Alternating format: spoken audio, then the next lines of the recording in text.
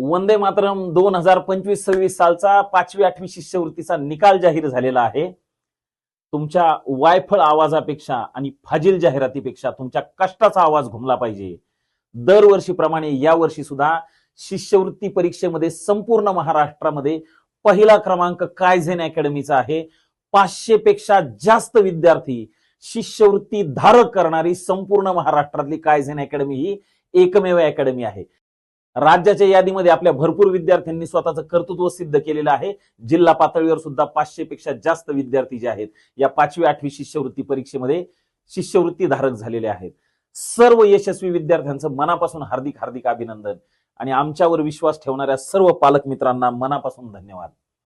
आगामी वर्षामध्ये या कायझेन परिवारामध्ये सहभागी होऊ इच्छिणाऱ्या सर्व विद्यार्थ्यांचं मनापासून स्वागत आहे. पुनश्च एकदा सर्व विद्यार्थ्यांचं मनापासून अभिनंदन. सर्व पालकांना धन्यवाद. थँक्यू.